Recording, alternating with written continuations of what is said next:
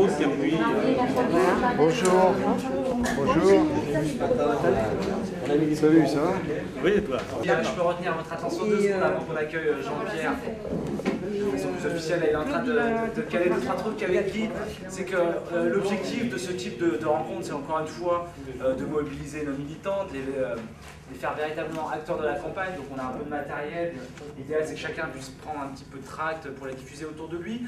On cherche à travailler vraiment le lien de proximité. Il ne s'agit pas là de se rassembler pour se déployer dans un point précis, selon ce qu'on aurait pu décider dans le cadre de la direction de campagne, mais essayer de travailler de façon plus fine, chacun autour de soi, du contact, avec des appels à voter qu'on va nous amener, et de travailler nos arguments pour convaincre un maximum de gens de nous rejoindre, surtout que le climat, comme vous le savez tous, est assez propice. Notre candidat au présidentiel, maintenant, est défini comme étant le 3e homme. Donc si la dynamique se poursuit, on risque de créer la surprise de cette campagne. De premiers sondages nous mettent maintenant devant Marine Le Pen et on peut reléguer Marine Le Pen derrière nous, ce qui serait quand même déjà en soi un événement extrêmement fort dans la situation de ce pays, et de reléguer l'extrême droite de plus en plus loin derrière et de refaire naître l'espoir sur la capacité à porter à gauche une véritable politique de transformation sociale en prise avec les milieux populaires, le monde du travail, les intellectuels. On sent que cette dynamique n'est pas arrivée à son terme encore. On peut faire monter encore la situation. Vous avez vu que différentes enquêtes d'opinion font état que plus de 30% des électeurs peuvent éventuellement se porter sur le front de gauche. Ce n'est pas acquis, mais ce n'est pas exclu. Et qu'on est dans une situation où on ne fait pas simplement entendre une autre voix, on est en situation de peser sur les choix d'avenir du pays. Moi, je suis très content d'être à Bagnolet. Hein. Je pensais venir un peu comme en forêt amazonienne où je connaissais rien du tout, mais pas du tout. Anecdote, hein, on était l'autre jour, on est arrivé avant une réunion, on était allé au bistrot du coin. Résultat, on n'a pas payé de café en sortant. Donc c'est plutôt bon signe. Donc c'est très chaleureux. Et le courant passe bien, moi je trouve. Pour que vous êtes très modeste quand vous dites un objectif de 30%, je crois qu'on peut faire beaucoup mieux encore. Vraiment, on sent... Je vais vous dire, je disais hier à Montreuil, à Bagnolet, j'ai le sentiment, c'est comme s'ils avaient retrouvé quelqu'un de la famille pour porter les couleurs. Eh ben oui, c'est un peu ça. C'est un peu ça. Alors, sur le plan politique, vous avez vu qu'on est de plus en plus attaqué par Le Pen et par François Hollande. Et le PS. Soi-même, aujourd'hui même. Alors, Le Pen, on voit bien, parce qu'elle craint, Marine Le Pen, qu'il y ait des gens qui se sont laissés égarer depuis un certain temps à partir de leur souffrance personnelle, ma foi, ce que dit Hollande, au nom de nous tous, ce que dit Mélenchon, au nom de nous tous, ça porte. Et il y a autre chose aussi qui est portée, c'est le retour de la nation et la fierté pour notre pays, pour qu'il joue un rôle en Europe et dans le monde. Et ça, il ne faut pas cracher là-dessus. Nous sommes les fils et filles de la Révolution française et de la Commune de Paris, ne l'oublions jamais. Et alors, si Hollande il se fâche contre Mélenchon, c'est pas du tout, parce qu'on parle très direct, hein, qui est premier, qui est deuxième à la présidentielle, moi je vous dis comme je le pense, on s'en fout, puisqu'on sait qui sera les 2 premiers, ce sera Hollande ou Sarko ou Hollande. Mais tous les sondages pour le 2e tour vont dans le même sens. Donc, il n'y a pas de sujet de ce côté-là. Par contre, pourquoi il se fâche, François Hollande? C'est donc pas parce qu'il a peur d'être battu. C'est parce qu'il a peur des conséquences d'après. C'est-à-dire que si nous sommes forts, eh bien, ça ne sera pas pareil. Et quand on discutera, par exemple, du barème de l'impôt, du SMIC, eh bien, il faudra causer avec nous. Et si on revient à 60-70 députés, et vous savez, quand je dis ça, c'est pas Alice au pays des merveilles. Pourquoi c'est crédible? Rappelez-vous, quelqu'un vous connaissait bien, André Chassaigne. Il a été élu pour la première fois en 2002. Bazo pour le Parti Socialiste après le gouvernement Jospin. Et André, tout simplement, c'est pas parce que il avait fait un meilleur score qu'avant, c'est le PS qui a fait un plus mauvais score que d'habitude. Il est passé devant, et il suffit d'une voix pour passer devant. Or là, avec le résultat de la présidentielle, ça peut nous emmener loin. Et dans des endroits où on est traditionnellement 4-5 points derrière le candidat socialiste, et bien là, on peut être 3-4 points devant. Et ça change tout. Et je peux vous dire, ça fait, j'ai quelques heures de vol à l'Assemblée nationale, et au lieu d'être 20, on était 60-70 du point de vue du rapport de force, du point de vue de notre capacité à porter la voix des gens, des profondeurs du pays. Ça change tout, surtout s'il n'y a pas de majorité absolue à l'Assemblée nationale. Et pour qu'il n'y ait pas de majorité absolue, je le dis tout net, il faut que le Front de gauche soit fort et que le Parti socialiste n'ait pas la majorité seule. On a déjà donné. Spécialement dédicacé à tous ceux qui sont motivés. Spécialement dédicacé à tous ceux qui ont résisté par le passé. Amis, entends-tu le vol noir des corbeaux sur nos plaines? Amis, entends-tu les cris sourds du pays qu'on enchaîne?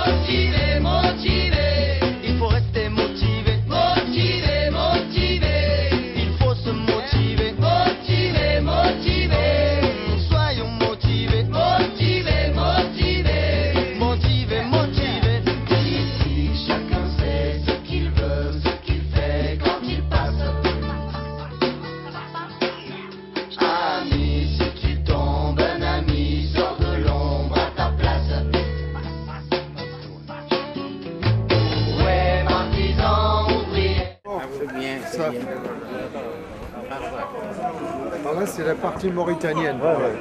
D'accord, il y a même le secteur. Oui, ça va. Voilà. Bonjour, ça va? Bonjour.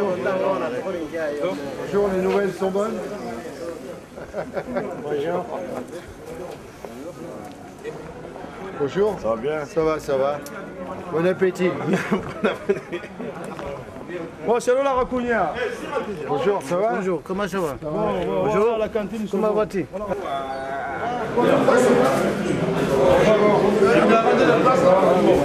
Attention, vous allez vous faire piquer plein de C'est toi, c'est le Sénégalais. Il n'y a pas de maison là.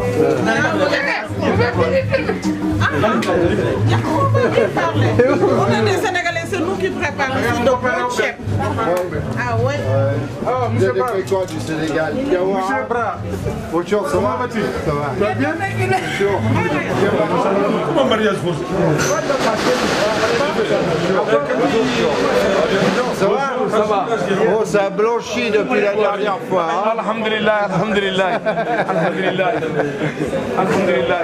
Je me pose la question, on est comment avec Gouani? J'ai dit c'est un mariage forcé. C'est un mariage forcé. Il a raison. Il a raison. Non mais je comprends pas comment ça peut être un mariage forcé parce qu'il y avait des engagements qui étaient pris. Oui, mais ils sont tous arrêtés. C'est pas bien. Officiellement, il y a le jubilal, mais concrètement, il n'y a rien. Il y a rien. C'est pour cela que j'ai dit c'est mariage forcé. On n'est pas divorcé, on est Tu vois, c'est un mariage, mais pas consommé. Voilà. Bien, bonjour à tout le monde. 1000 excuses de notre retard parce qu'avec la Sana et Bango, on était à la manifestation avec les Maliens pour la paix au Mali et pour l'unité territoriale. Alors là, ici, il y a Mauritaniens, Sénégalais, Maliens. Mais surtout pour la Mauritanie, le Mali, il y a le même danger. C'est que couper le territoire pour un État, Azawad, ils disent, et ça sent le pétrole. C'est toujours la même chose.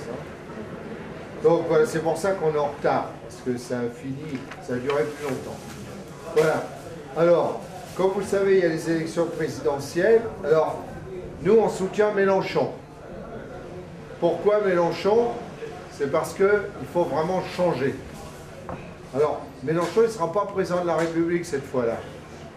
Mais un, il faut virer Sarko, s'en débarrasser. Et deux, si Hollande est président de la République, il faut que nous ayons avec Mélenchon assez de voix au premier tour pour qu'on nous écoute.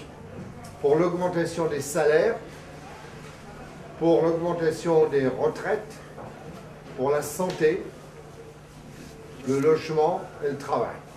C'est le principal. Alors, évidemment, vous avez des problèmes particuliers.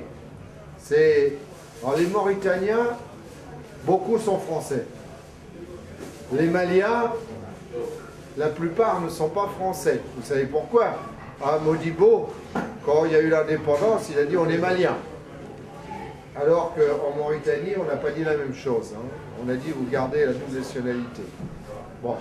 Mais que vous ayez la carte d'identité, le droit de vote ou pas, vous connaissez tous des gens. Tous. Donc c'est très important de parler d'ici le 22 avril pour que nous ayons beaucoup de voix pour Mélenchon. Parce que si Mélenchon a des voix, après il va y avoir une négociation avec Hollande pour améliorer le programme de Hollande. Parce que pour l'instant, dans le programme de Hollande, c'est pas assez clair. Par exemple, pour la retraite, c'est pas très clair. Il n'y a pas que pour la retraite que c'est pas clair. C'est où on prend l'argent. Nous, on sait où il faut prendre l'argent. Il faut faire payer beaucoup plus les riches. Et il y a des riches. Il y en a parmi vous qui travaillent dans l'ouest de Paris. Les riches, vous en voyez tous les jours. Et eux, ils vivent bien. Sarkozy les a encore enrichis. Et pour les gens, les modestes, c'est encore plus difficile. Et vous, cette année, vous envoyez toujours de l'argent au pays. Je sais que les familles là-bas demandent. Et cette année, enfin l'année dernière, les récoltes ont été mauvaises. Et vous savez bien, enfin, c'est pas vous, je vais l'apprendre, les greniers, il ne reste pas grand-chose. Vous avez parlé de l'ISMIC à 1700 € par rapport à la campagne actuelle. Est-ce que vous pensez que c'est réalisable? Alors, le SMIC à 1700 €, est-ce que c'est réaliste? Alors, je vais vous dire. On se pose la question pour les ouvriers, mais on ne se pose pas la question pour les riches. Le patron de Renault, il y a 5 ans, il gagnait 3 millions d'euros par an. Cette année, il gagne 9 millions d'euros. Eux, ils ne se sont pas posé la question si c'était possible. Ils ont fait le chèque. Et pourquoi pour les ouvriers de chez Renault, ça ne serait pas possible de les payer mieux? Et on ne demande pas la lune, puisque actuellement, le salaire minimum, le SMIC brut, c'est 1300 € à peu près. Mais nous, on propose de passer à 1700. Ça veut dire 400 €, 300, 400 € de plus par mois. Si on fait ça, les gens, ils vont être mieux. Mais il n'y a pas que ça. C'est qu'ils vont racheter un frigo. Ils vont acheter des vêtements. Et ils vont faire tourner la machine. Et quand on fait tourner la machine, ça donne du travail à d'autres. Ça fait rentrer des impôts dans les caisses. Et il faut arrêter avec la déduction des cotisations sociales pour les patrons. Vous savez, quand on réduit les cotisations sociales, et il y a des ouvriers, ils trouvent que c'est bien de réduire les cotisations sociales, mais ils n'ont rien dans la cervelle. Parce que quand on réduit les cotisations sociales, c'est l'argent pour la sécurité sociale. Et après, c'est les mêmes qui vont râler parce qu'on leur rembourse moins les médicaments. Mais ils n'ont pas à se plaindre. S'ils sont contents qu'on baisse les cotisations sociales pour les patrons, ben c'est bien fait, puis après on ne leur rembourse plus les médicaments. Puisque c'est avec les cotisations sociales qu'on paye la santé. C'est avec les impôts qu'on paye l'école. Hein. Donc c'est un choix. Et nous, on propose de limiter l'écart des salaires de 1 à 20. C'est énorme déjà, 1 à 20. 1 à 20, le SMIC à 1 700 €, ça veut dire salaire maximum par mois 34 000 €. Je ne pense pas qu'il y en ait beaucoup ici qui soient concernés. Mais 34 000 €, on peut vivre. Il faut arrêter de dire qu'ils vont partir à l'étranger, ben qu'ils partent. Nous sommes 65 millions. S'ils veulent partir, qu'ils foutent le camp. Mais qu'on vérifie qu'ils ont payé tous les impôts avant.